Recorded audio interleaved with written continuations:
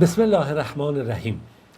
خب امروز قسمت دوم از داستان صحابی بزرگوار سعید ابن زید هست. اگه یادتون باشه گفتیم سعید پسر زید ابن نفیل هست، عمرو ابن نفیل هست.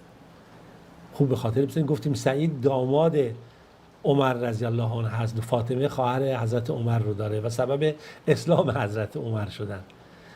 و گفتیم که حالا بخوام در جنگ یرموک رسیدیم، جنگی که گفتیم جنگ بزرگی بود. سپاه مسلمانان 24000 نفر و سپاه رومی ها یا امپراتور روم که با اون عظمت اومده بود 120000 و قدرتمند و فرمانده سپاه ابو عبیده ابن جراح و گفت نترسید، پایداری بکنید و خدا رو ذکر بکنید تا زمانی که من دستور میدم. تیرها در کمان، سپرها جلوی خودتون و ترس رو به خودتون راه ندید. خب صحنه گفتیم صحنه خیلی سنگینی بود.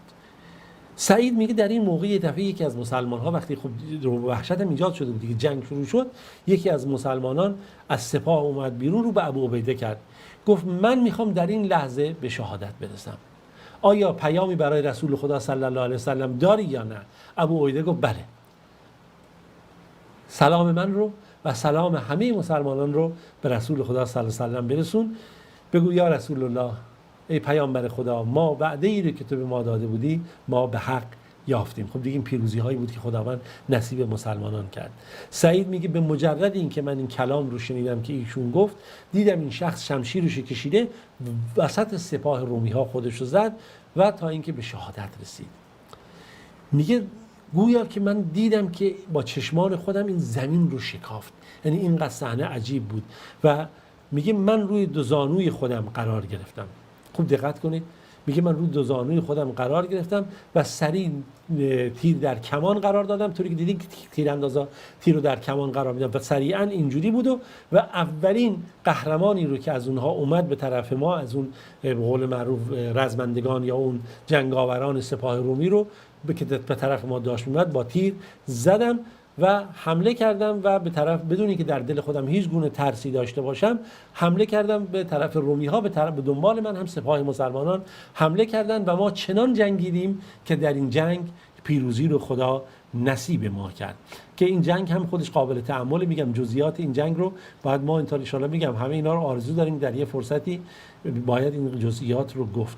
بله، سعید ابن زید بعد از این شاهد فتح دمشق هست و خودش در مسیر این کار هست و دید که چگونه شهر دمشق در تحت تسلط مسلمانان قرار گرفت و ابو عبیده ابن جراح رضی الله عنه ایشون رو گذاشت فرماندار یا فرمانروای اون شهر دمشق و در واقع اولین والی مسلمان بر شهر دمشق سعید ابن زید هست. یک داستانی داره سعید ابن زید که بد نیست ما این رو یادآوری کنیم. قبل از اینکه من میخوام این داستان رو بگم میخوام به یک نکته اشاره بکنم. شاید برای خیلی ها مشخص دقیق نشه سعید ابن زید کیه. روایتی نقل شده از پیامبر خدا صلی الله علیه و سلم، روایتی صحیح که پیامبر گفت 10 نفر رو شمرد، صراحتاً گفت بهش، هرچند که یاران رسول خدا صلی الله علیه و سلم بر وعده الهی وعده حسنا شاملشون هست که حالا در بحث فضائل صحابه صحبت خواهد شد. 10 نفر رو پیامبر شمرد و گفت به ترتیب ابوبکر فی الجنه و عمر فی الجنه، عثمان فی الجنه و علی فی الجنه، خوب داشته باشید، و طلحه فی الجنه و زبیر فی الجنه، عبدالرحمن ابن عوف فی الجنه، سعد فی الجنه، سعد ابن ابی وقاص، و سعید فی الجنه، سعید ابن زید و ابو عبیده ابن جراح فی الجنه. پس ببینید سعید ابن زید شخصیتی هست که پیامبر خدا صلی الله علیه و سلم ایشون رو وعده بهشت داده و جزو عشره مبشره هست. حالا میریم این داستانی رو که میخوام براتون نقل بکنم متوجه خواهید شد که سعید ابن زید در چه موقعیتی هست و در چه شخصیت و جایگاهیه. در زمان بنی امیه هست، یک اختلافی بین سعید ابن زید رخ داد که این اختلاف قابل تأمل هست که مدت زیادی این اصلا قصه زبان زده اهل مدینه بود و مردم بود، یعنی همه این سخن رو ذکر می‌کردن. خوب دقت کنید داستان رو. شخصی است به نام اروا بنت اویس، خانومیه به نام اروا بنت اویس، اروا بنت اویس. این احساس میکرد، گمان میکرد یا به هر طریقی بود، سر یک مبحثی گفت آقا سعید ابن زید اومده زمین منو غصب کرده به زمین خودش ملحق کرده، چرا که زمین اینا بینشون علائم بود در گذشته مشخص بود و باران به مرور زمین بالاخره خاک و اینها اومده، اون علامت از بین رفته بود. سعید بن زید میگفت نه زمین من اینجاست، میگفت نه زمین تو اینجا نیست تا این قسمت هست، چون علامت نبود در واقع. این میگفت نه سعید بن زید زمین منو غصب کرده و این بین همه زبان زد شده بود. بالاخره افرادی هم هستن که مریضن و میگفتن بیا ببینی که سعید بن زید از این فرصت استفاده کرده و از این محبوبیتی که داشته بین مسلمانان و این کار رو کرده و این زمین رو چیکار کرده؟ غصب کرده. مسئله این چنان پیچیده شد این مسئله تا این به نزد مروان ابن حکم در مدینه خبر رو بردن. مروان بالاخره صحبت کرد، گفت نه سعید ابن زید مردم در مورد تو اینجوری صحبت میکنن، اینجوری میگن. این امر تهمت و این شایعاتی که علیهش شد که در مورد این زمین خیلی دل اینو شکست. فضای مسموم و تبلیغاتی شدیدی علیه شده بود.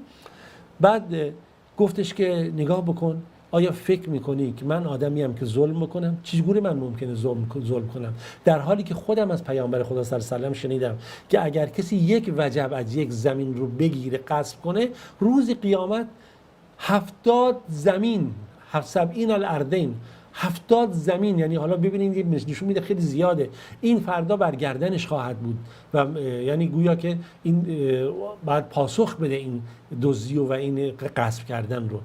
بعد میگه وقتی که این کار رو دید گفت نگاه کن، اگه فکر میکنی من ظلم کردم و من دروغگو هستم، من از خدا میخوام که اون زن، اگر خب من دیگه دعا کرد، گفت خدایا، رو کرد جمعیت، خدایا تو میدونی اگر من در حق این زن ظلم کردم و اگر من دروغگو بودم، چشمهای منو ببر و من از بین ببر، اما اگر میبینی که واقعا من راست گفتم، اون زن رو نابینا بکن و اون رو تو چاه بنداز که این چنین منو بین مسلمانان بدنام نکنه و منو متهم نکنه که من این گونه اتفاقی برام افتاد. اتفاقا میگن زیاد طول نکشید تا یک بارانی در اون سرزمین اومد، زمین اومد و این باران اومد بالاخره علائم رو روشن کرد و مشخص شد سعید بن زید زمینش همون زمینی که بوده و اون علائم تفکیک زمین ها مشخص شد و مسلمان ها فهمیدن سعید بن زید صادق است. از خدا خواست خودش ثابت کنه که من دروغگو نیستم، چون دعا کرد واقعا، چون میدونید یا صحابه پیامبر بوده، اینا که نمیتونستن دروغ بگن. زیاد هم طول نکشید تا این زن نابینا شد و در حالی که تو همون زمین ها میگشت توی چاهی افتاد، اون زن مرد. یک داستان ببینید خیلی عجیبه. اینو عبدالله بن عمر نقل میکنه، میگه ما بچه بودیم میشینیم که مردم میگفتن دیگه ضرب المثل شده بود که اعمل الله کما اعمل اروا، خدا کور بکنه آدم مثلا ناصر نفرین کنه یا کور کنه تو رو، یا مثلا فلانی رو مثل که فلانی خانم اروا رو مثلا چیکار کرد، کور کرده به خاطر این ظلم و ستم. و این عجیب نیست که نگاه کنید چرا پیامبر خدا صلی الله علیه و آله اشاره‌ای داره، حدیثی داره، میگه از دعای آدم مظلوم بترسید، که چرا که بین دعای مظلوم و بین خدا هیچ فاصله‌ای وجود نداره، هیچ حجابی نیست، هیچ واسطه‌ای نیست. خداوند دعای مظلوم رو استجابت میکنه. و خب سعید بن زید واقعا جزو همون مظلومانی بود که در اون شرایط قرار گرفته بود. نکاتی که وجود داره، نگاه کنید، من اینجا اشاره کردم به بحث سعید بن زید و مسئله‌ای که وجود داره و باید ما واقعا روی این مسئله نگاه بکنیم، دقت بکنیم که بیخود در هر مسئله‌ای نظر ندیم، نسبت به هر جریانی نظر منفی ندیم و به گونه‌ای فکر نکنیم که هر جوری که خودمون داریم فکر میکنیم چگونه هست. شخصی مثل سعید بن زید که پیامبر خدا صلی الله علیه و آله به ایشون وعده بهشت داده، جزو 10 نفر بهشتی، میاد مورد یک چنین اتهامی قرار میگیره. مردم هم با توجه به اینی که میدونن این جزء عشره مبشره است، جزء اولین یاران پیامبر خدا صلی الله علیه و آله هست و جانفشانی های اینو در راه اسلام میبینن، ولی میبینید زبان به زبان مثلا میگذرونن. امروز هم همین گونه است. بسیار اتفاق میفته به یک فردی ظلم میشه، به یک دختری تهمت زده میشه، به یک پسری تهمت زده میشه، یک فردی رو متهم میکنن به مالخوری دیگران. مردم بدون اینکه بدونن چی داره اتفاق میفته شروع میکنن مثلا این رو بدنام کردن و دهان به دهان گذروندن. شاید یکی از مظاهر دروغ همین باشه که هر سخنی که انسان میشنوه تکرار کنه بدون بحث و تحقیق در مورد یک انسان، به ویژه در بحث تهمت زدن به نیکان، که انسان مواظب باشه که خدایی نکرده اگر به یک فردی، به یک انسان پاکدامنی، یک انسان نیکی تهمتی زدید، ظلمی کردید، بدونید که الله ارحم الراحمین اگر اون خدایی نکرده دلش برنجه، در شرایطی قرار بگیره که واقعا دعا بکنه نزد الله، این دعا برگشت نخواهد کرد. بسیار اتفاق میفته که افرادی به خاطر مال دنیا، افرادی به خاطر بالاخره طمع، رشوه، به خاطر بسیاری از موارد ممکنه در محاکم و دادگاه‌های قضایی برن به دروغ قسم بخورن، برای یک جریان شهادت بدن، در حق یکی ظلم بکنن. مردی بخواد مهر همسرش رو پایمال بکنه یا زنی بخواد به شوهر خودش ظلم بکنه با یک تهمت و دروغ دیگری یا خانواده‌های دیگه. مواظب این صحنه باشید که مظلوم دعاش برگشتی نداره. از یتیمان بترسید، از بیواها بترسید، نه اینکه به اینها نیکی بترسید دوربین، نه، به اینها نیکی کنید، محبت کنید، حق و اموال دارایی اینها رو نخورید. در مورد ارث و میراث دقت بکنید. اتفاقی که میفته متاسفانه ارث و میراث خیلی مواقع درست تقسیم نمیشه. خیلی از مواقع میبینید حقوق افرادی که ضعیفتر در ارث داده نمیشه.